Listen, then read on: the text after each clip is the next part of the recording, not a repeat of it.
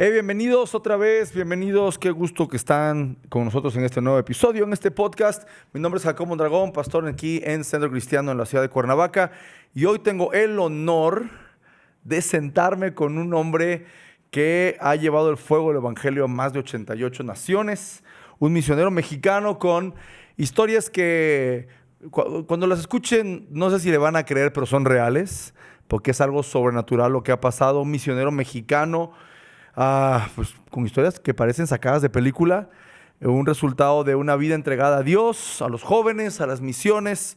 JC Marker, bienvenido a este episodio. Muchas gracias, amigo. Gracias por estar aquí. De verdad es un privilegio poder estar aquí compartiendo con todos ustedes. Pues conocí a JC hace como 4 o 5 años, un poquito más o menos por ahí.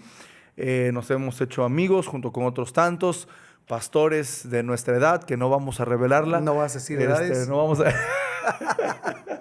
Pero de verdad que desde que lo conocí en aquella primera reunión de relevos, una de las cosas que siempre me llamó la atención fue la entrega, el espíritu. Hay algo que disciernes, ¿no? Siempre en las relaciones, algo que te das cuenta que no es fingido, que te das cuenta que es algo natural, y de verdad que es un buen amigo, es alguien que admiro, alguien que sirve al Señor con todo su corazón y que ha estado en los rincones más oscuros de este planeta. Muy oscuros, muy. Pues mira, me gusta empezar esta sección. Esta segunda temporada se la estoy dedicando a entrevistas a amigos, a personas de que considero que son de influencia, pero una serie de preguntas rápidas, ¿ok? Una serie de preguntas rápidas, conocerte un poquito mejor en tu experiencia y cosas tal vez no tan profundas, ¿no? Vamos. Ok, un país que robó tu corazón. Ucrania. ¿Sí? Ucrania, desde hace 30 años. Muy bien. ¿Comida más rara que has probado? Murciélago en Indonesia. No fue en el 2020, ¿verdad? No. Fue esa no fue rara, fue asquerosa, pero no sé si vamos a hablar de ella al rato. Sí. Y si tu público esté preparado para escucharlo. Tenemos que poner ahí un trigger alert, ¿no? Sí, Nada más sí. de cuidado con lo que se viene. Ok, un versículo que te ha sostenido. Eclesiastés 9, versículos 10, 11 y 12, en donde dice que no es ni de los ligeros la carrera, ni la guerra de los fuertes, ni de los sabios el pan, ni de los elocuentes el favor, sino que tiempo y ocasión acontecen a todos. Así que me aprovecho de las oportunidades de Dios. Soy un gandalla de las promesas de Dios. O sea, no me las arrebata nadie. Una persona que ha marcado tu vida. Wow, mi esposa. Mi esposa es la persona que me marca, me centra y me hace poner los pies en la tierra. Perfecto. Una canción que no falta en tus viajes. No tienes que buscar a nadie más, yo quiero oír. Aquí están mis manos, aquí está mi voz. Esa. Apenas no me Canto horrible. No. Oye, estaba hablando con Misa y se pone a cantar también. Y le digo, ¿y no estás presumiendo que sí cantas? ¿No? Que toque mejor la batería. Y no sé con quién. Apenas también con Chris, que dice, y se me puse tan nervioso con la pregunta de las canciones que dije una que ni me gusta. Pero bueno, un objeto que siempre llevas contigo. No creo que mi teléfono. Ok. Cuando vas a predicar, una oración que hagas. Que la voluntad de Dios sea hecha y creer en lo que Él me prometió. Ok. Un lugar al que volverías una y otra vez. Nueva York, por ejemplo. Eso en una parte personal. Sí, no, claro. Pero por ministerio, o sea, siempre estaría en Kiev, estaría en Moscú, estaría en Nikolayev, Verisnigovaya, Nikopetrovsk, Dniprodieryensk, esos lugares. Ya no sé si estás diciendo lugares o estás hablando en lenguas, entonces. Tan pares, ¿verdad? ¿Café o té? ¿Su bebida favorita? Un latte grande con leche de soya. Ok. Si no fueras misionero, ¿qué serías? Bueno, siempre me gustaron los edificios, la arquitectura. Amo los edificios. Y yo, cuando voy a algún país, lo único que me gusta personalmente es poder subirme a los edificios más altos de cada ciudad, y pues he podido estar en 5 de los 10 edificios más altos del mundo, desde el Burj Khalifa, el Shanghai Tower y todo eso, pero como algo ya muy personal, ¿no? Si hay tiempo, si no, Sí. no es un objetivo. Claro. No, el chiste de las preguntas es conocerte un poquito más como persona, pero sí, definitivamente, una de las razones, por supuesto, por las cuales te invitamos a platicar acá, pues tiene que ver con un llamado misionero, ¿no? Muy, muy marcado, muy fuerte, desde que empezamos a platicar, pues un poquito las historias y el testimonio, pero regresemos unos años, ¿no? ¿Cómo descubriste tú el llamado misionero? Bueno, yo no tuve nada que ver, yo no era cristiano, nadie de mi familia, de ninguna familia éramos cristianos, pero la iglesia se establece al lado de mi casa. Entonces los domingos los hermanos se estacionaban enfrente de la salida del carro de mi papá. Entonces mi papá siempre enojado decía: ¿de quién es ese carro? Ve a buscar al de la iglesia para que mueva su carro. Y entonces tenía que dejar de ver En Familia con Chabelo y tenía que vestirme y meterme a la iglesia. Una iglesia que en ese momento tenía tal vez 100 personas, 150. Y tenía que buscar al dueño del carro y que lo moviera. Eso era todos los domingos. Estaba cansado, ya les ponchaba las llantas, les rayaba el carro y aún así tenía que meterme. Hasta que un día había una presencia de Dios en ese lugar. Yo estaba parado hasta atrás, ya no alcanzaba a ver de quién era el carro, porque ya sabía yo de quién era el carro, o los carros que estacionaban. Y entonces la persona que estaba predicando dijo: necesito parar esto y tengo que decir esto de parte de Dios. Y yo: su mecha, ¿qué es eso? O sea, ¿cómo? ¿Qué está diciendo? Y dice: y esa palabra es para ti. Sí, para ti, que estás hasta atrás. Y yo, o sea, me quedo así: por favor, que nadie voltee, ¿no? Pero ya sabes las iglesias, ¿no? Todo el mundo. Sí. Es el niño rayacoches. Y chin, me quedaba así. O sea, sí me reconocían ya como el que rayaba los coches. Entonces yo me quedé así y me dice: escúchame bien. El Señor te llama desde el vientre de tu madre para llevarte a las naciones de la tierra. Las naciones están en espera de ti desde el día de tu nacimiento y bla, bla, bla, bla, bla. Y sigue predicando. Y yo digo: ¿qué se cree esa persona? No me conoce. O sea, ¿por qué está diciendo esas cosas de mí? Me está usando, dígame. Me está usando porque no me conoce y no sabe que yo nunca he salido del país y que no tengo dinero y que no tengo ni pasaporte. Yo tenía 15 años. Pero hay algo inevitable en eso, que hace rato estábamos platicando sobre la profecía, ¿no? Hay algo inevitable que es la misma presencia de Dios que redarguye tu vida y te mueve por dentro, y entonces el Espíritu Santo empieza a moverse. Yo era en ese momento muy comunista. Mi sueño más grande era estar en la Unión Soviética y estar ahí, yo soviético, daba pláticas en la escuela sobre el manifiesto comunista, hablaba de Marx, de Lenin. Entonces era mi sueño. Pero ahora que venía esa palabra, yo dije: está loco esa persona, no me conoce. O sea, no tiene ni idea ni de quién soy yo, no tengo ni dinero, me está usando delante de la gente. Pero el Espíritu Santo empieza a redarguirme, empieza a tocarme y empiezo a llorar. Y yo digo: ¿de dónde es esto? O sea, ¿qué me está pasando? Y entonces digo, por primera vez, el ateo dice por primera vez: si esto eres tú, aquí estoy. Yo iré a las naciones. O sea, porque era impresionante la presencia de Dios. Y si tú me vas a llevar, el que invita paga. Claro. Ese es una de mis palabras con las que siempre salgo. El que invita paga. Y Dios hasta hoy ha pagado todo, así como hace rato platicábamos, ¿no? Sí. Personas que llegan y en el último minuto, en la fila para comprar un vuelo sin dinero, ahí alguien llega y ahí alguien pone. O sea, yo le dije: aquí está mi vida, hoy decido creerte, pero el que invita paga. Yo doy el paso, pero tú pones el varo. ¿Dirías que ese día recibiste a Cristo o fue un tiempo después? ¿O cuándo fue que tú empezaste realmente una relación con Cristo? Yo creo que en ese momento, a partir de ese momento, esa decisión fue seria. Fueron 15 años, yo tenía 15 años y esa decisión fue seria. Yo dije: a partir de este momento, mi vida es para Dios. O sea, lo que yo sentí, nadie me lo va a quitar, nadie me lo va a robar y lo quiero vivir y seguir experimentando el resto de mi vida. ¿Y cómo fue el proceso? Porque finalmente me imagino que fue tiempo después que hiciste tu primer viaje misionero, no sé a qué edad lo habrás hecho, pero ¿cómo fue este proceso? No, pues fue horrible, porque yo dije: ok, aquí estoy, yo voy a ir a las naciones, pero ¿cómo empiezo? Claro. Y la pastora hace una invitación para formar parte de un grupo de payasos. Y entonces digo: bueno, pues ahí está mi oportunidad, ahí está mi plataforma.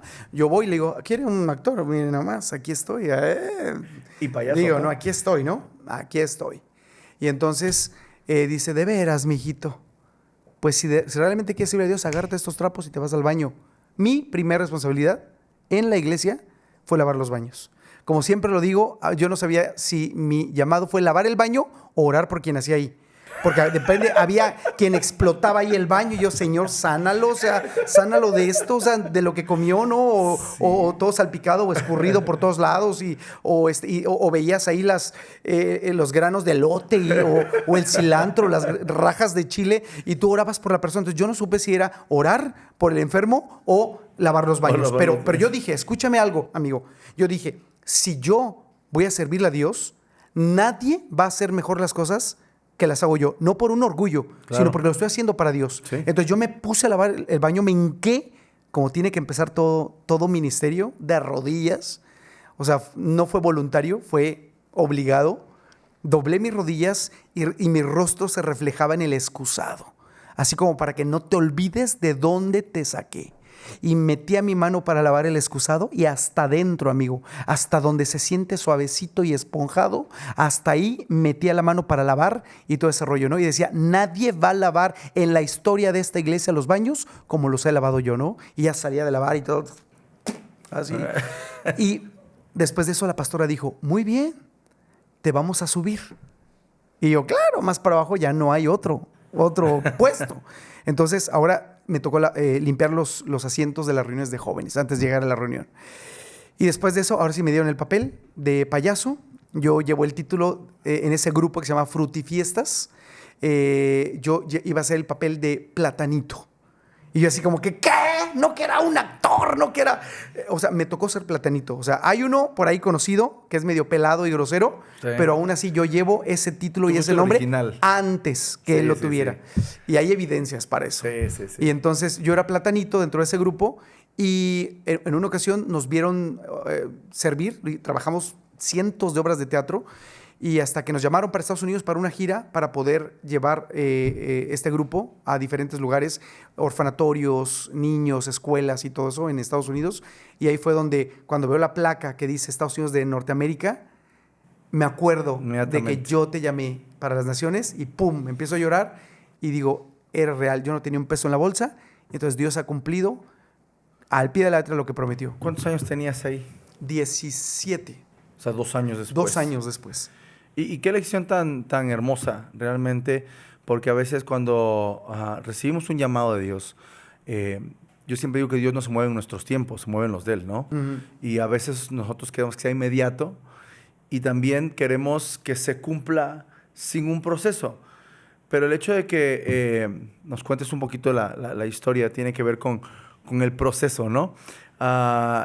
¿Qué te hace mantenerte? Porque yo digo, finalmente en las pocas ocasiones, no es como que nos vemos diario, nos hablamos diario, en las pocas veces que nos hemos visto, pues siempre hay un buen ambiente, siempre es alegría, siempre es pasión, siempre es el llamado a las naciones, siempre es el ministerio. ¿Qué te mantiene? ¿Qué te hace seguir después de tantos años? ¿Qué es lo que te impulsa? Pues como tú dijiste, en el proceso en donde Dios nos mete, es en donde empiezas a valorar muchas cosas, ¿no? En estos años que llevo sirviendo al Señor, viendo la gracia, la misericordia, te puedo contar sobre resurrecciones, sobre milagros en el momento, sobre tantas cosas que la gente puede decir, qué padre, yo también quiero ser misionero y todo eso. Claro que sí, eso es lo que queremos, pero no es solamente el ir. O sea, la misión empieza en donde estás. En donde estás parado, ahí tienes una misión que hacer. ¿Cuál es la misión? De que la gente pueda amar a Dios con todo su corazón. Entonces, en el proceso de Dios con mi vida ha sido difícil. Nunca ha sido fácil la vida para mí. Siempre ha habido una u otra cosa que me hace recordar aquel pasaje de la Escritura que dice, nunca te olvides, o sea, voltea a ver el hoyo de la cantera de donde fuiste extraído, para que no se te olvide que eras una vil piedra en una cantera, no eres un monumento, eres un pedazo de piedra y si no, mira, ahí está, velo, voltealo a ver y constantemente Dios me hace voltear a ver ese lugar para darme cuenta que yo no era nada ni nadie cuando le conocí y cuando me prometió ese tipo de cosas, ¿no? La vida no ha sido fácil, pero he aprendido también a valorar cada día de la vida, a darme cuenta que la única oportunidad que tengo para servirle a Dios es hoy. O sea, mañana no sé si voy a amanecer ni tú. Y ayer ya pasó, los errores, los aciertos, no puedo vivir de las glorias pasadas. Yo prediqué en el Azteca. Yo prediqué en Rusia. Yo prediqué. O sea, esas son glorias pasadas y no puedo ponerlas como mi plataforma. Claro. Sino que yo tengo que vivir el día de hoy. Este es mi día y qué es lo que hoy estoy haciendo para Dios. Eso es lo que me mantiene todos los días, lo que me despierta. Apasionarte de Dios, como tú dices. O sea, tienes que estar apasionado por Dios. Dicho sea de paso, es lo que necesita la juventud hoy en día como liderazgo. Los líderes de jóvenes no tienen que ser aquellos que tienen más tiempo en la iglesia o los que se saben más versículos o los que son más amigos o los que... No, son aquellas personas que te inspiran a llevar una vida como la está viviendo él. Se puede ser feliz, se puede ser no religioso, se puede disfrutar, se puede ser apasionado y contagiar con tu vida a los demás líderes de jóvenes. Por eso, todos los que nos están viendo, pastores, por favor, pongan en el liderazgo de jóvenes a alguien que contagie con su vida a la juventud y que ellos encuentren en ellos una manera de vida, ¿no? Entonces, la pasión ha sido algo para mí, la pasión ha sido ese fuego que enciende mi vida y que lo único que quiero es contagiar de ese fuego. Yo puedo venir y ayudar a un líder de jóvenes, pero ese líder de jóvenes tiene su propio potencial, su propia fuerza, su propia energía, lo que Dios le ha dado, dones, talentos, habilidades, destrezas, capacidades, etc. O sea, a mí lo que me gusta hacer es venir y ¡pum!, encender la mecha y que ellos exploten con lo que tengan que explotar. Por eso, el que quede como líder de jóvenes en cada congregación tiene que ser un apasionado por Dios para que la enseñanza más grande no sea la que se da desde el púlpito, sino la que los jóvenes puedan ver y distinguir en ese líder de jóvenes. ¿Cómo has mantenido? Porque finalmente, has visitado 80 y tantos países. Me imagino que cada cultura ha sembrado algo en ti. ¿Qué es lo hermoso que has absorbido del contacto con estas otras culturas y países? No sé si me explico. Es como, por ejemplo, visitas un país, ¿no? Y esa gente... Me imagino que, o sea, tú vas a sembrar el evangelio, pero ellos también siembran algo en ti. ¿Qué experiencias has tenido que donde digas, en este momento fue sembrado esto en mí que me ayudó para después? Ajá. Bueno, de muchos países he aprendido muchas cosas, ¿no? Por ejemplo, de Uganda, en África. Conocí a 2 chicos que su mamá murió cuando ellos eran niños. Su padre ya los había abandonado. Entonces, desde los 8, 10 años, nacieron y crecieron solos. Entonces, cuando ellos crecen, por sí mismos, sin ser cristianos, toman la decisión de abrir un orfanatorio. Un orfanatorio en donde uno de esos chicos atiende a 35 niños y otro atiende a 45. Viven en un lugar de 4x4. Ahí viven 35 niños. Este chico se tiene que salir a trabajar como albañil para ganar $5, que es un muy buen trabajo, muy bien pagado, ganar $5, terminar de trabajar, llegar y prepararles de comer a los chicos y sentarse con ellos para enseñarles a leer y escribir. Pero no conoce de Dios. Qué impresionante. Tuvimos la oportunidad de conocerle y de podernos darnos cuenta de lo que realmente es pasión. Lo que te motiva a vivir, lo que te da fuerzas, los pensamientos que te despiertan en la mañana, lo último que te vas a dormir y ya estás pensando qué vas a hacer el día de mañana y todo ese tipo de cosas. Esta gente en Uganda, que no tiene ningún recurso, puede hacer iglesia sin necesidad de las pantallas, sin necesidad de la alfombra, de las sillas, etcétera. Ellos hacen iglesia con lo que tienen. En Pakistán me tocó lo mismo. Un lugar que era controlado por escuelas yihadistas, Al-Qaeda, Talibán, etcétera, en donde no había iglesias cristianas y en donde 3 chicos se dedican a abrir una escuela para enseñar la palabra de Dios a través de la escuela y también meterse a las ladrilleras en donde existen 5 millones de esclavos y 1 millón de niños y poderles compartir la palabra de Dios. Estos chicos de los que te estoy hablando no tienen un líder de jóvenes, no tienen un pastor, no se congregan los domingos y no hay nada. No tienen bocinas, no tienen pantallas, no tienen nada y aún así están haciendo iglesia en un lugar en donde no hay nada. O sea, ¿eso a mí qué me enseña? A que yo no necesito esperarme a tener un recurso para poder lanzarme a hacer algo. Mejor me lanzo a hacer lo que Dios dijo y que Dios haga el resto. Si Dios lo pidió, que Él se encargue de todo. O sea, yo voy a hacer lo que a mí me toca y que Dios se encargue de sorprenderme, ¿no?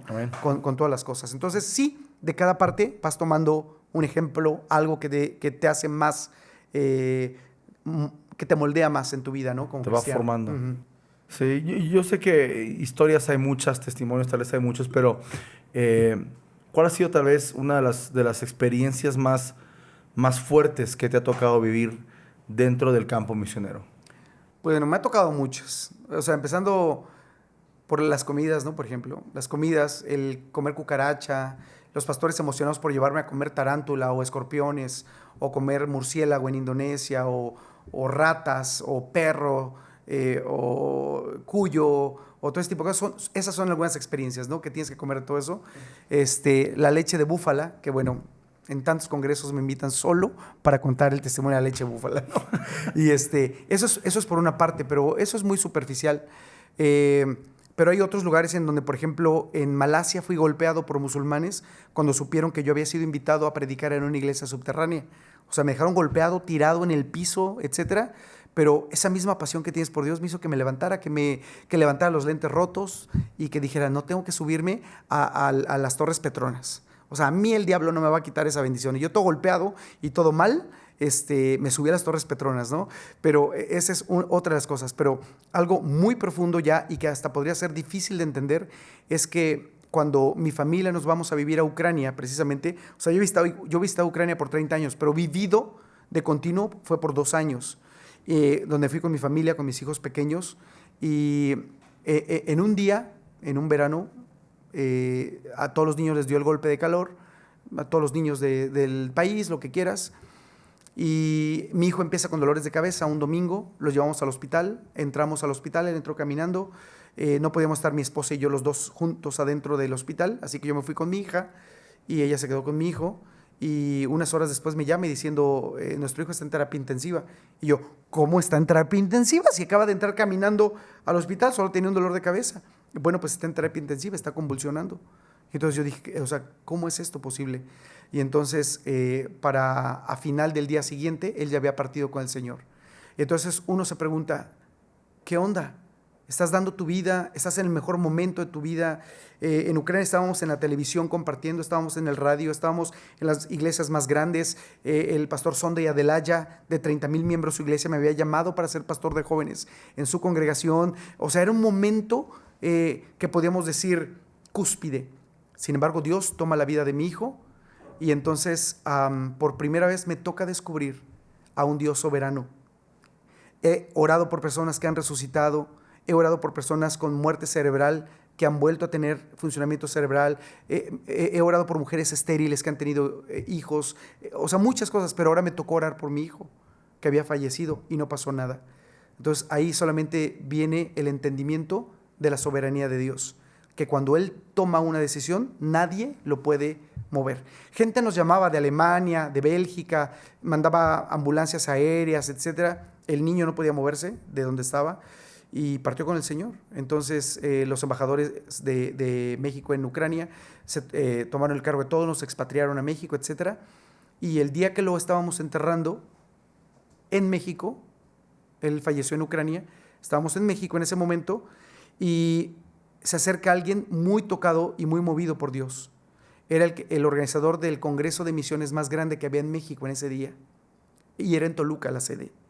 Se acerca y dice, JC, tienes que ir y hablar en el Congreso de Misiones. Y entonces, como algo del Espíritu, Dios me mueve y digo, sí, o sea, tengo que ir. Después de ese sepelio que hubo miles de personas en ese funeral, me fui hacia el Congreso y hablé una área que tal vez nunca se ha hablado. Podemos darte consejos, cosas de misiones, etcétera, pero no la muerte de un hijo en el campo misionero. Algo de lo que nadie había hablado nunca en un congreso de misiones. Entonces la gente fue quebrantada por completo y la gente que realmente tenía un llamado a las misiones pudo comprender que las misiones no solamente es tomarte una foto en la Torre de París, ni nada de eso, ¿no?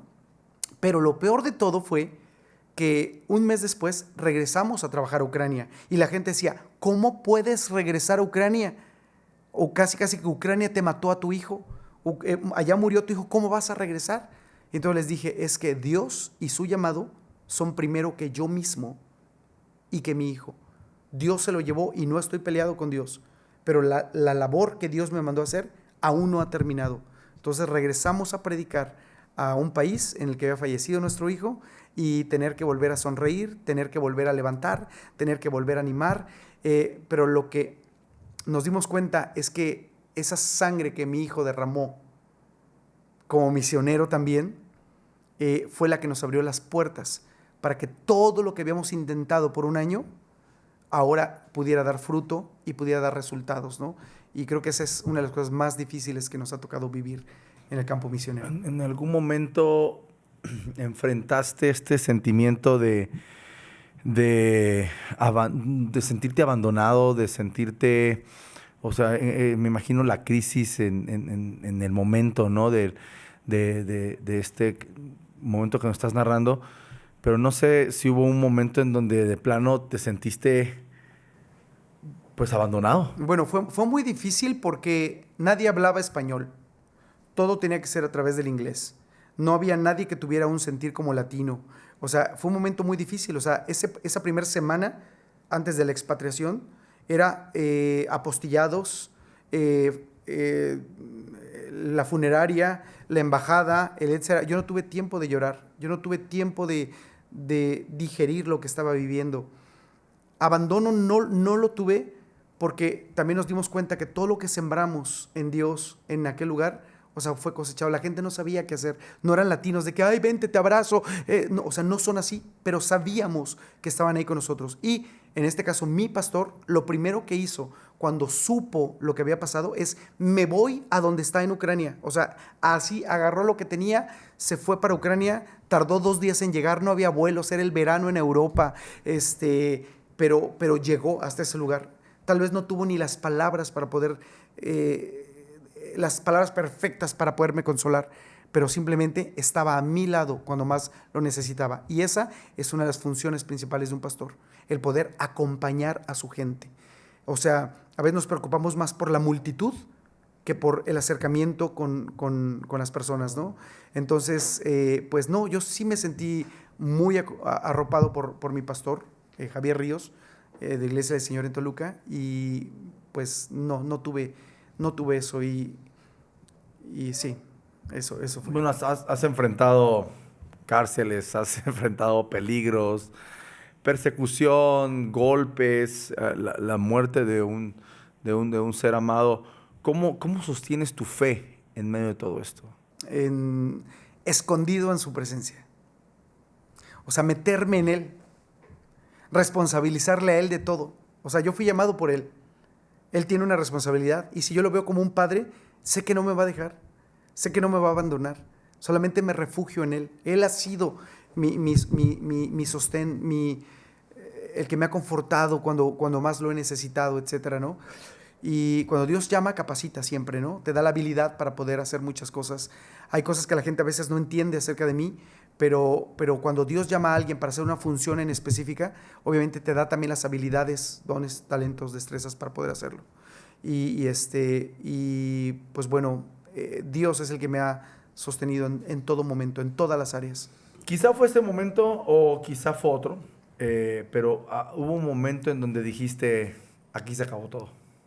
Bueno, sí hubo. Sí hubo, por ejemplo, cuando por fin de una espera de tantos años de que acabara el comunismo, por ejemplo. Esperé tantos años orando y todo. Termina el comunismo, o sea, en el 89, cuando el muro de Berlín cae, y yo digo, ya, esto se está poniendo listo para que yo vaya. Y después, 1 año y medio después, termina la Unión Soviética. ¡Pum! Vámonos para allá. Voy preparado, voy emocionado, apasionado para poder compartir a las nacientes iglesias, a poder predicar de Cristo, a que aprendieran a predicar de Cristo en estas iglesias de 8 o 10 personas que nacían en la Unión Soviética. Era increíble. Para mí fue uno de los mejores momentos en mi vida, porque incluso el chavito que era mi traductor de inglés a ruso, era el que me acompañaba en las calles. Él tenía 15 años igual que yo. Me acompañaba en las calles como traductor a predicar en las calles, pero era el traductor de Kenneth Copeland en los estadios o en la televisión. Y era mi amigo, el que iba conmigo a la calle, ¿no? Entonces fue una parte muy orgánica, muy padre, ¿no? Pero después de recién llegado yo a la Unión Soviética, lo primero que quise es enseñar y dar un curso a uno de cada una de las iglesias que había. Esa noche hubo toque de queda.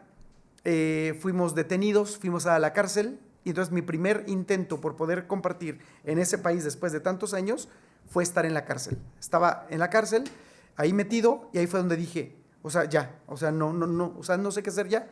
O sea, tú me trajiste, fui obediente, dejé todo por venir acá, ahora estoy en la cárcel. Y ahí parecía que había acabado todo, pero no sabía que en medio de la cárcel era el lugar en donde Dios me iba a dar las llaves para poder abrir todas las puertas en esa parte del mundo, ¿no?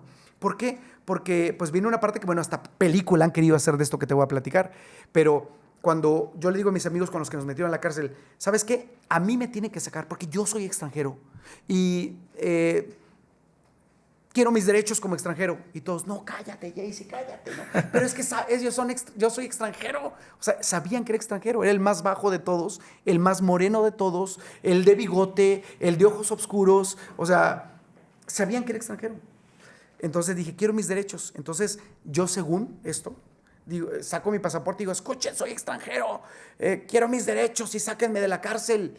Ven mi pasaporte y se le empiezan a rolar los polis en la cárcel. Y ven que, o sea, es México. México es mexicano, es mexicano. A quien nos está viendo sé que parezco nórdico, pero no soy mexicano. Y entonces empiezan a pasarse el pasaporte por todos lados. Y entonces a alguien se le ocurre abrirlo y lee que mi nombre verdadero es Juan Carlos. Por eso me dicen Jaycee por mis iniciales, sí. ¿No? Y entonces leen Juan Carlos y el pasaporte de México, le llaman al director de la cárcel. Tenemos a Juan Carlos de México aquí en la cárcel. Llega unos momentos después el director de la cárcel con comida y con vodka, empieza a darle a todos en la cárcel, todos empiezan a tomar vodka, se arma ahí la borrachera entre todos felices porque estaba Juan Carlos de México. Y entonces yo no entendía lo que estaba pasando. Y en ese momento me sacan de la cárcel, el director de la cárcel ya bien borracho, y entonces me mete a su oficina y cierra la puerta. Y yo digo, ¡oh, no! O sea, no sé qué está pasando, pero me metió a su oficina y está borracho y cerró la puerta. O sea, yo dije, tanto que me guardé, bueno, desde que me convertí, tanto que me guardé para que yo termine adentro de una oficina de un director de una cárcel en la Unión Soviética.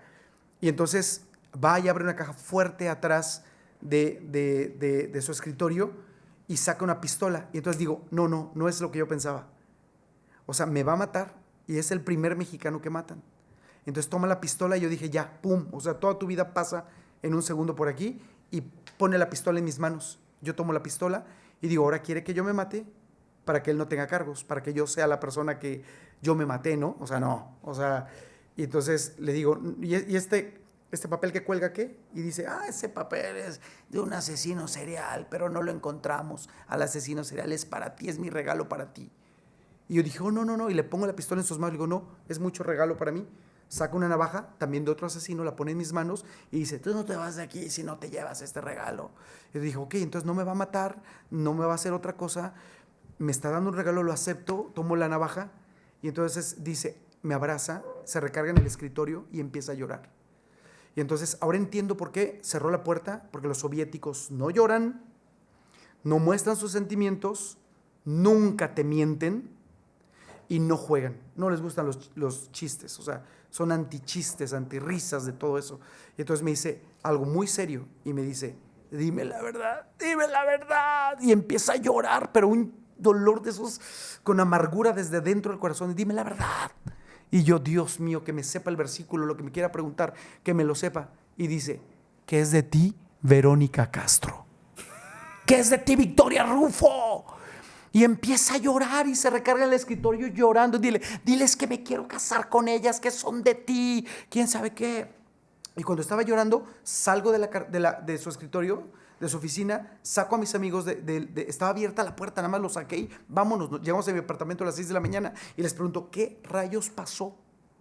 Y entonces dice, es que nunca nos dejaste hablar, tú siempre compartías que si el drama que si el evangelismo y todo, nunca nos dejaste decirte que cuando el comunismo terminó, lo primero que entró del extranjero fueron 2 novelas mexicanas, que nosotros nos dimos cuenta de cómo funcionaba la vida en el capitalismo fuera de la Unión Soviética. Nos dimos cuenta que no era nada de lo que nos decían en la escuela. Nos dimos cuenta que el capitalismo es increíble, la libertad, la vida, el amor, todo eso es increíble y lo vimos a través de 2 novelas mexicanas. Los ricos también lloran y Simplemente María. ¿Las viste? No. No, yo tampoco, mi bisabuela. Y entonces resulta que esas dos novelas habían revolucionado la forma de pensar de los soviéticos en 15 repúblicas. Y me dijeron mis amigos, y el actor principal de Simplemente María, Prosta María, que en toda la televisión salía, era el actor principal era Juan Carlos del Villar. Entonces yo, Juan Carlos, de México, en un momento histórico en donde hasta el primer presidente de Rusia, que fue Gorbachev, las invitó al Kremlin, y yo siendo Juan Carlos de México, o sea, ¡pum!, se me abrieron todas las puertas y entonces entendí el por qué Dios me había dado esa palabra el día que me convertí y por qué yo tenía tanta pasión por la Unión Soviética y por qué fui a parar a la cárcel. Todo tiene un propósito. Entonces ahora salía a las calles, me paraba en los parques y decía, tengo 3 cosas que decirte, sea Kiev, Moscú, cualquier lado, tengo 3 cosas que decirte. La primera, soy mexicano, mi pasaporte. Y todos, es mexicano. Se llenaba de gente. Número 2, me llamo Juan Carlos. Se llama Juan Carlos. Se tomaban fotos, me pedían autógrafos, cientos de personas ahí. Yo con mis amigos, los que les enseñaba evangelismo. Y la tercera cosa, soy cristiano. Entonces, cuando decía que son cristianos, les daba miedo todavía, porque pensaban que todavía podían mandarlos a Siberia. Entonces yo les decía, durante 70 años nos prohibieron creer en Jesús. Pero Él es el Dios de tus padres y no necesitamos otros dioses. Él es el camino, la verdad y la vida y nadie viene al Padre si no es por Él. ¿Quién quiere recibir a Cristo en su corazón? Y toda la gente levantaba la mano. Y entonces juntábamos a todos y a uno de los chicos les decía, toma, aquí está para tu iglesia. Y al siguiente día, aquí está otro para tu iglesia. Y así. Y hoy en día esas iglesias continúan. Por ejemplo, en la ciudad de Lviv, en Ucrania, que por cierto estoy llevando un equipo de 23 jóvenes dentro de 2 meses a Ucrania, hasta el lugar de la línea de guerra, ¿no? Gloria a Dios. ¿Por qué crees que los jóvenes, tú empezaste joven y entrenaste jóvenes? Y sigo joven. Y sigues joven, exactamente. ¿Por qué crees que los jóvenes deben estar en el centro de las misiones hoy? Bueno, porque el propósito principal de nuestra vida y del propósito de Dios son las misiones. La gran comisión, lo que sucedió entre su resurrección y cuando Él ya no estuvo más con nosotros en la tierra, fue Mateo 28 y Marcos 16, pero sobre todo Mateo 28, en donde dice, toda potestad me es dada en los cielos y en la tierra, por tanto, id y haced discípulos de todas las naciones. Nuestro propósito en la vida es que la gente pueda amar a Dios sobre todas las cosas. Esa es nuestra misión. Entonces, a veces creemos que misión es un sitio geográfico. Tengo que irme de misión hacia Ucrania, tengo que irme de misión a Rusia, tengo que irme de misión a África. No, nuestra misión está aquí, el hacer que la gente ame a Dios más que todo. Ahora, una cosa es la misión, que es que la gente conozca de Cristo, y la visión es cómo va a conocer de Cristo. Entonces ahí entran muchos factores que pueden ser locales. Tú puedes tener una misión local o tú puedes tener una misión en África o en China o en donde sea, ¿no? Entonces los jóvenes tienen que estar cerca del entendimiento, número 1, de que la gente ame a Dios más que todas las cosas. Y número 2, ¿cómo lo voy a hacer? Lo voy a hacer tal vez en mi propia iglesia, lo voy a hacer en la comunidad de mi escuela o lo voy a hacer en otro país, etcétera, etcétera. Amigo, yo tengo una carga muy grande por la juventud en México. Y me sorprende que casi no hay mexicanos misioneros en ninguna parte del mundo. Es verdad. O sea, hay brasileiros, hay argentinos, hay colombianos, hay dominicanos, pero no hay mexicanos. Es una carga muy grande y en estos últimos 2 años me estoy dedicando a poder movilizar a jóvenes hacia diferentes partes del mundo para que tengan una experiencia misionera y ellos puedan descubrir si realmente ese era su llamado o no. Pero por lo menos que no se queden con, si yo hubiera hecho eso cuando era joven, si yo hubiera... No, te doy la oportunidad, te abro, te pongo, yo soy el puente para que puedas ir a las naciones y descubrir una gama de 1000 cosas que no vas a tener aquí en México, ¿no? Te da otra perspectiva del mundo, otra forma de pensar y te hace depender en Dios, sobre todo a jóvenes. En especial llevo a un equipo de hijos de pastores. Es un viaje muy especial. Me llevo a un grupo de hijos de pastores adolescentes, en donde no hay pastores y en donde no hay padres, en donde ellos desarrollan su propia fe, su dependencia en Dios, en donde se enfrentan a una vida real no una vida dentro de la burbuja de todos los que somos pastores de adolescentes, ¿no? Y entonces ellos los mando, por ejemplo, la primera vez que lo hice, los mandé al centro de refugiados ucranianos. Estuvimos adentro, hicieron folclore, tocaron música, etcétera. Los mandé a que oraran por gente y había una mujer ucraniana, por ejemplo, que tenía una pierna enorme, era una pierna enorme y estaba vendada. Y 2 adolescentes se acercaron a orar por ella. Y oraron por ella. Y al otro día, cuando regresamos al centro de refugiados, ella ya no tenía ni las vendajes ni nada. Y estaba llorando y les dijo, gracias, he sido sana. Y entonces los chicos estos, ¡pum!, despertaron una pasión por Dios, descubrieron que la vida es más de lo que te enseñan solamente desde el púlpito, sino una vida real, ¿no? Y estos chicos de los que te hablo tenían 13, 15 años. Entonces, esa parte es para mí muy importante. También me meto con jóvenes más grandes a Ucrania o llevo a otros a África o a la India. Ahorita con Comimex, un grupo de jóvenes de Comimex los vamos a llevar a la India y a Nepal. Con la Fundación Luis Palau también estamos despertando a la nueva generación de misioneros de la Fundación Luis Palau, y es lo que estamos haciendo, despertando en la juventud un deseo por ser las misiones, que saquen al misionero que tienen dentro. Quizás respondiste ya un poquito a la siguiente pregunta, pero igual y si quieres complementar con algo más, pero ¿cómo preparas a esta generación para llevar el evangelio a las naciones?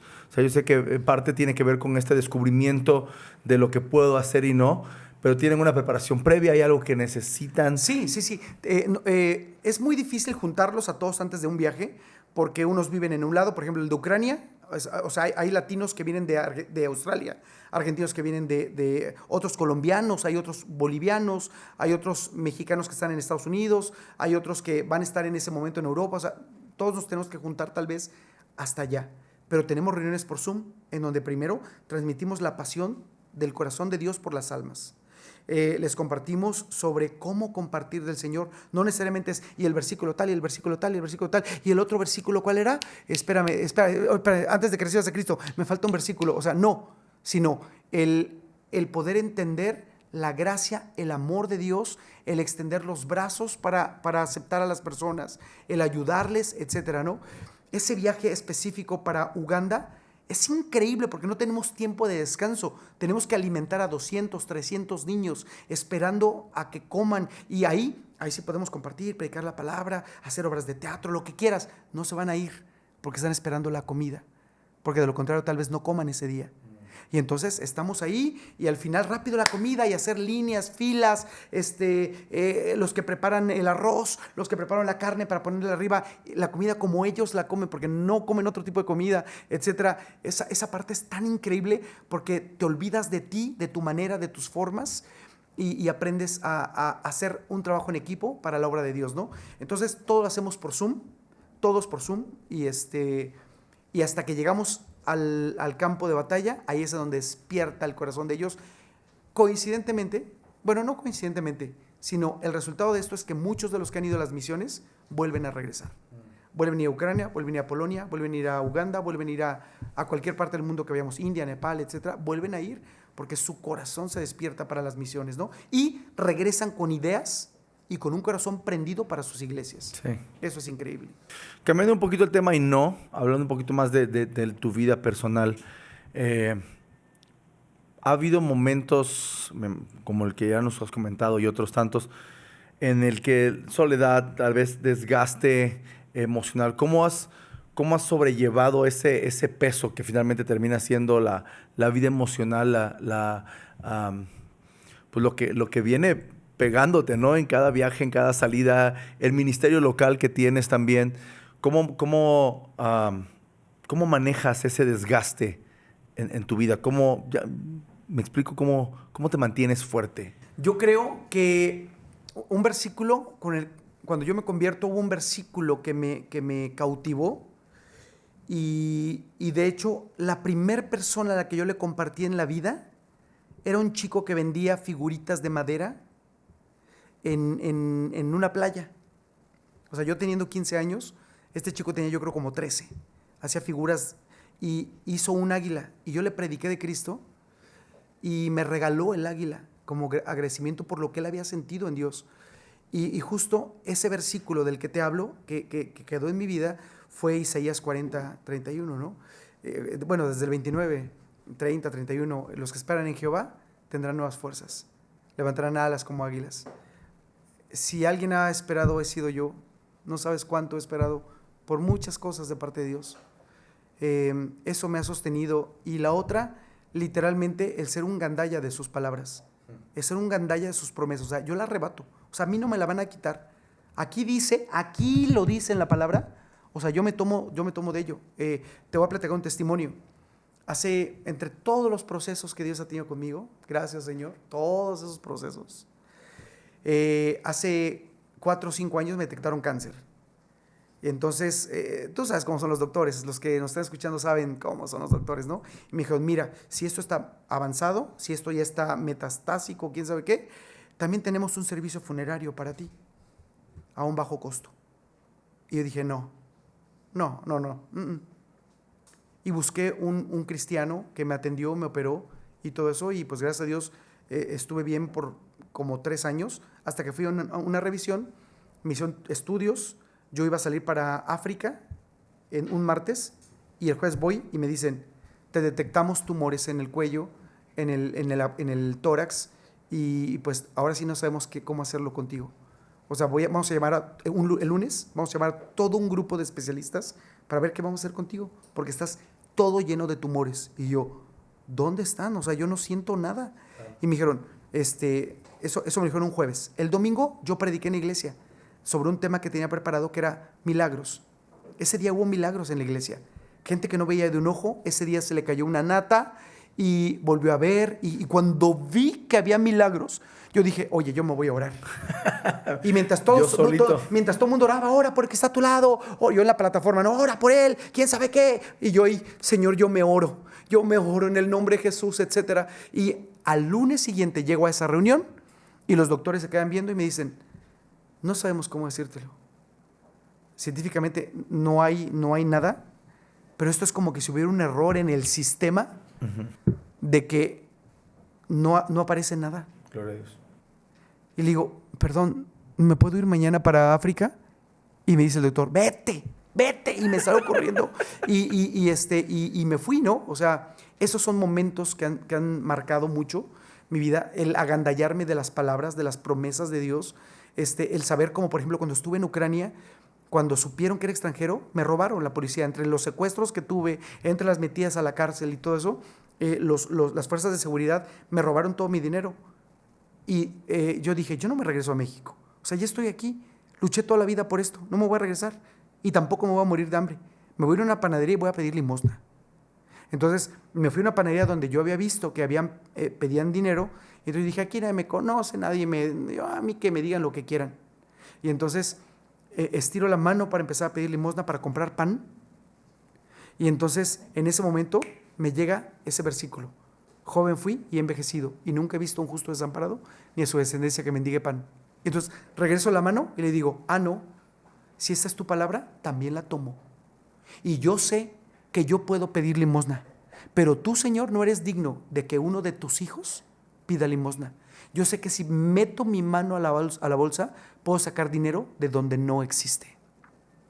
Y metí mi mano a la bolsa y después no podía sacarla, porque estaba llena de billetes. Había un fajo de billetes que yo saqué, que era lo necesario para poder mantenerme hasta el día que regresé a México. Entonces, sí he sido un gandalla de las promesas de Dios. O sea, no me voy a soltar.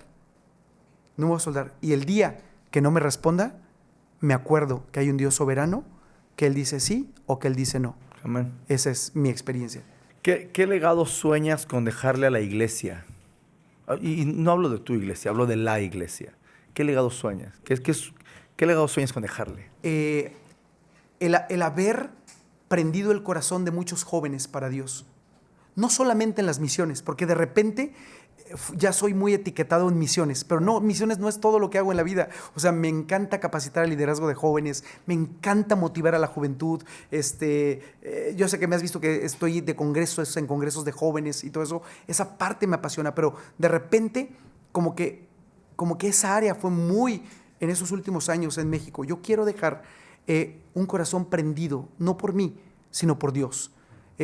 o porque yo lo hice, no, sino simplemente responder al llamado de Dios y prender el corazón de la gente para que ellos continúen haciendo lo que tienen que hacer en Dios. Hoy, por ejemplo, hoy me llamaron de África y me dijeron, estoy enfermo por X o por Y. Digo, pero estás siguiendo compartiendo la palabra, estás siguiendo esto. Esos que no conocían de Dios, esos hermanos que tienen los orfanatos, ya se convirtieron a Cristo. Gloria a Dios. Y les estamos dando seguimiento y los estamos discipulando. Y ahora son cristianos. Y ahora esos orfanatos son iglesias. Entonces, yo lo que quiero dejar es que la gente pueda entender, amar a Dios y servirle con fe, pero una fe desafiante, no una fe cómoda. No una fe de que sí, X, no. Una fe que te desafíe a hacer cosas que nunca has hecho. Yo le digo a los jóvenes, si nunca has visto un muerto resucitar, es porque tal vez nunca te atreviste a orar por uno de ellos. Si nunca has visto sanidades, como Dios las hace, es porque tal vez nunca te has atrevido a orar por un enfermo, porque tienes miedo a que tal vez no pase nada. Pues eso no te toca a ti, eso le toca a Dios. O sea, tú lo que tienes que hacer es orar por ellos, ¿no? Entonces, creo que lo que me gustaría dejar es una conciencia en la juventud sobre la importancia de vivir apasionados por Él, de vivir por Él y para Él. Eso creo que es lo más importante. Y lo he plasmado en un libro, por cierto, que ya acaba de salir, en esta semana salió, con 625 de Lucas Leis. Acaba de salir el libro y habla acerca de esa fe, de poder creerle a Dios y de dar pasos desafiantes a lo desconocido, de ser alguien que le cree a Dios y lo demás, que todo se caiga, pero yo le creo a Dios y voy adelante, ¿no? Eso es lo que a mí me ha permitido ir a 88 países sin tener dinero en la bolsa. ¿Me explico? He tratado de hacer negocios. Un día le dije, Señor, ¿por qué siempre en el último momento? ¿Por qué en el último momento me tienes que suplir? Porque no soy una persona que tiene capacidad económica ni nada, etcétera. Soy un pastor asistente de una iglesia muy grande en Toluca. Entonces, no soy así que yo dispongo para, hoy me voy a tal lado porque tengo... No, jamás. Pero en el último momento, siempre Dios suple. Y entonces yo le dije a Dios, Señor, déjame hacer un negocio para que... Yo sé que todo viene de ti y ya yo con mi negocio ya yo puedo... por fin pagar un hotel, pagar esto, no tener prisas de que a quién va a tocar Dios para que me supla o algo así, ¿no? Y entonces abrí un negocio. Me sentí empresario, amigo. O sea, fue un negocio de transportes con una marca de taxis. Sí. Y de repente compro 2 de agencia y veo que funciona. Uno pagaban los 2. Entonces digo, ¿cómo es posible que sea tan fácil? Compro otros 2 y uno paga casi los 4 y compro otros 2. Y luego, cuando empiezas a comprar, ya sabes que los créditos te vienen, empecé a pedir créditos. No le tuve miedo a los créditos. A otro amigo le dije, préstame tanto, compré otros 2. Bueno, ¿sabes cuántos carros me hice? 18. Y todos yo estaba pagando mes tras mes 150,000 pesos a los bancos. Yo debía 1,5 millones de pesos. Pero estaba todo seguro, porque si tronaba esa compañía, que era nueva, pues yo vendía los carros, pagaba al banco y yo no debía nada. O sea, no había un riesgo muy grande. El riesgo era el hacerlo. Entonces lo hice y de repente 150,000 y iba pasando un año, todo lo voy a pagar en 4 años. Después de 4 años, esos 150,000 son para mí, para las misiones. Me explico, voy a ayudar aquí, voy a ayudar allá, voy a hacer esto, voy a hacer lo otro. ¡Wow! Y viene la pandemia. No había escuelas, no había trabajos, no había nada.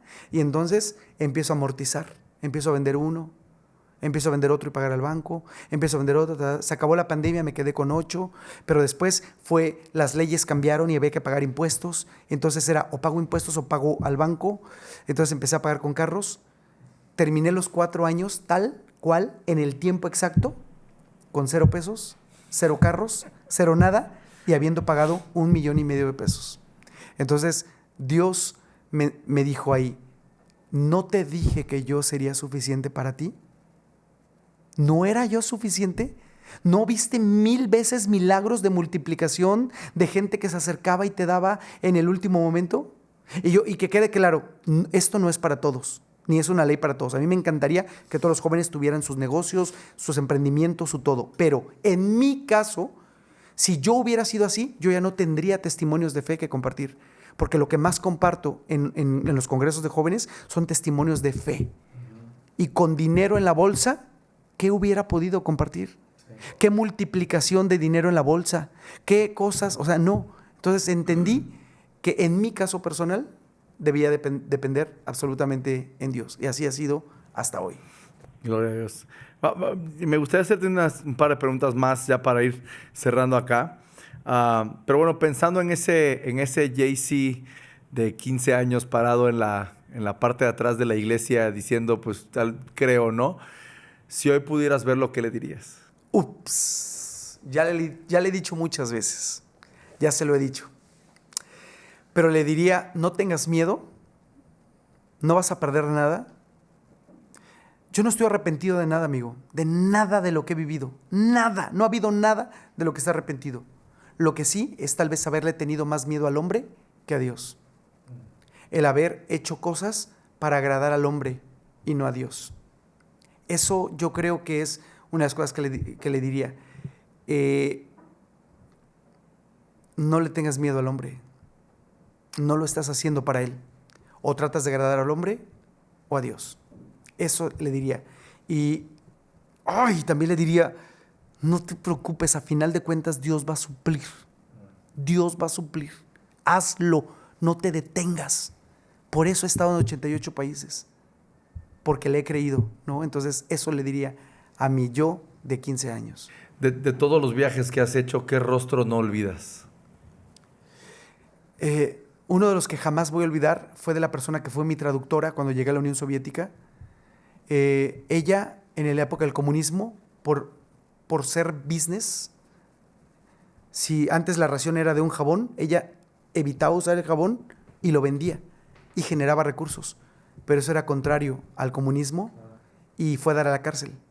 Ella cuando regresó a su casa, sus hijos fueron llevados a una cárcel cuando ellos tenían 5 y 8 años. Ella fue llevada a Siberia y su esposo de Uganda precisamente lo deportan. Nunca más lo volvió a ver. O sea, ella en un día perdió casa, hijos, esposo, todo y fue a dar a una cárcel. Cuando termina el comunismo, ella sale y se convierte en mi traductora. Sirvió a Dios como nunca y el día que me regresó, me acompañó a Moscú para tomar mi vuelo a México, yo le dije, acompáñame a McDonald's, porque sé que acaban de abrir el primer McDonald's en Europa del Este, el primero, y yo quiero ir. Entonces ella me acompañó, nos sentamos, los menús valían igual que en cualquier otro lado, ¿no? O sea, 100 pesos, 120 pesos, etcétera. Y entonces yo pedí 2 McTríos para ella y para mí, y entonces ella no sabía, bueno, ni cómo se comían, ni nada, y de repente mientras platicábamos escondió las papas. Y entonces yo le dije, ¿por qué está escondiendo las papas? Se le van a enfriar, se van a hacer horribles, no son comestibles después. Y me dice, con lágrimas en sus ojos, me dice, yo quiero que mis hijos, porque durante el tiempo que estuve allá, recuperamos a sus hijos de la cárcel. Entonces ellos son para mí como mis hermanos, ¿no? Y entonces me dice, quiero que mis hijos sepan que el servir a Dios te lleva a lugares de eminencia.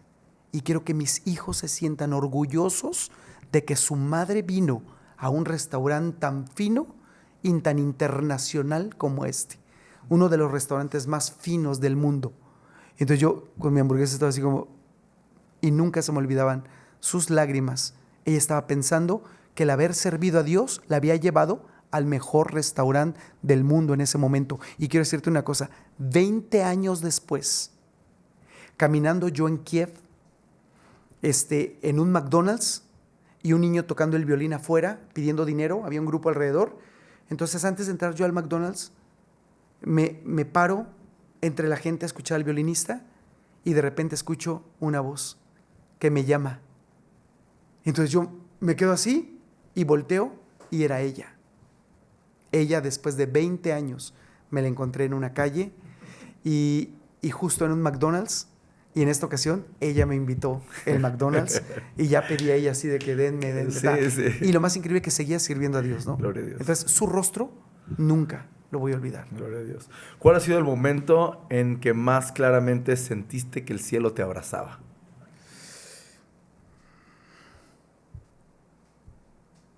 Bueno, yo creo cuando falleció mi hijo y yo llegué a México y hubo un servicio en la iglesia, porque o sea, en ese lugar habían 1,000 personas, y pude ver a decenas de pastores que se habían dejado de ver por muchos años, todos juntos, acompañándome, y que volvieron a hablarse ese día, y el acercarse todos conmigo, el darme palabras, etcétera. Creo que puede ser una de las que más me he sentido cobijado, ¿no? Amigos que he conocido en este caminar, amigos que han estado ahí, pastores en Bélgica, pastores no quiero mencionar los nombres porque son muchos, ¿no? Y todos los conocemos, que han estado ahí conmigo y que me han dicho, ¿qué onda, JC? ¿Cómo vas? O sea, vamos.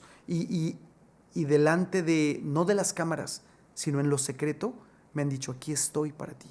Y entonces, wow, o sea, esas son cosas en donde puedo sentir que Dios sigue respaldándome todavía, ¿no? Amén. Creo que todos tenemos una imagen de qué haríamos cuando lleguemos al cielo, ¿no? Pero, ¿qué le dirías a Jesús si lo tuvieras sentado frente a ti en este momento, después de tantos años de caminar con Él y servirlo? Sí. Yo creo que mi capacidad mental no estaría preparada para darte una respuesta exacta. Yo creo que no sabría cómo comportarme. Es como cuando a un bebé le das una paleta y se emociona tanto, grita, yo creo que no sabría cómo comportarme, ¿no? No sabría cómo reaccionar cuando lo vea, cuando esté delante de él, ¿no? Pero el que nos esté escuchando, quiero decirles que todos vamos a estar delante de él. Todos los que conocemos de Dios vamos a estar delante de él y vamos a dar cuentas en donde recibiremos galardones, pero no estaremos ahí solamente para recibirlos, sino agradecidos de que nos dio la oportunidad de hacer algo por alguien mientras estuvimos aquí en la tierra, como dice la palabra, ¿no? Sí. ¿Qué te gustaría finalmente, qué te gustaría que se dijera de ti cuando ya no estés aquí? Me gustaría que mi lápida dijera, no te acerques tanto porque te puedes quemar.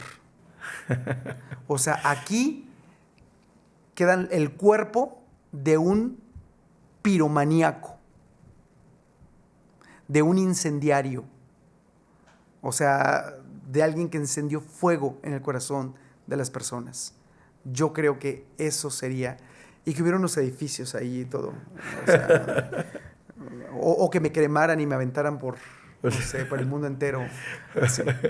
Un mensaje final que quieras darle a los que nos están escuchando hoy. Bueno, yo quiero decirles a todos mi versículo rema, que tiempo y oportunidad acontecen a todos. Hay un tiempo que Dios tendrá la oportunidad de poderte abrir la puerta, pero ahora dependerá de ti si estás preparado para poder decir sí, o sea, le entro. O sea, esas oportunidades llegan de parte de Dios, pero depende de ti. ¿Estás preparado? ¿Y le crees? Porque lo contrario, este mundo está lleno de gente que sus lápidas están adentro de la tumba con todos los sueños. Yo quiero decirle a los jóvenes que el día que mueran estén llenos de historias y no de sueños, sino de historias que puedan contar de que le creyeron a Dios y de que lo hicieron. Por eso estamos ahí para ayudar a la juventud de México, de Latinoamérica y del mundo a que viva sus sueños en Dios. Ese es mi sueño, el ayudarles a que ellos hagan sus sueños. Muchas gracias, Ceci. De verdad que ha sido un tiempo padrísimo. Me gustaría que oraras por todos los que nos están escuchando. Quizá haya algún joven por ahí con un llamado y todavía tiene miedo. Quizá haya alguien que quiere servir a Dios en otra área que no es la iglesia y también tiene miedo. Como bien decías, fuimos llamados a diferentes áreas y podemos ser misioneros en la ciudad, podemos ser misioneros en la economía, podemos ser misioneros a la política, podemos ser misioneros a las artes, podemos ser misioneros a muchas áreas en la sociedad y no necesariamente a naciones, no necesariamente a pueblos, ¿no? Pero sí todos tenemos un llamado de predicar, de ser la luz. Y me gustaría que en ese fuego, en ese espíritu, oraras por los que nos están escuchando. Claro que sí. Pues Señor, yo quiero darte las gracias por permitirme estar aquí, Señor. Gracias por cada uno de los que se tomaron el tiempo de escuchar este mensaje, Señor. A cada uno de ellos yo quiero enviar una palabra de bendición, Señor. Yo quiero recordarles que no tengan temor de poder hacer las cosas para ti, Señor. Aquel que ha sentido involucrarse en la política, en el deporte, en las finanzas, en las artes, en cualquier área, que no tenga temor de hacerlo, porque el temor es un enemigo que atonta, que entorpece, que paraliza, que inmoviliza y que te impide poder hacer las cosas.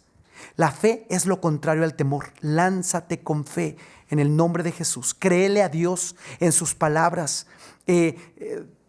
No tenemos nada que perder cuando decidimos hacer algo para Dios, porque dice la Escritura que desnudo salí del vientre de mi madre y desnudo regresaré a ella. No tengo nada que perder, tengo que arriesgar todo por Dios, atreverme y poder ver los resultados después y contagiar a muchos otros. Yo bendigo la vida de cada joven, de cada señorita o de cada persona que está escuchando en este momento a que tome la decisión de creerle primeramente a Dios y de dar los pasos desafiantes aún a lo que no puede ver por delante. En el nombre de Jesús, eso es fe, creer en algo que no veo, pero lo creo.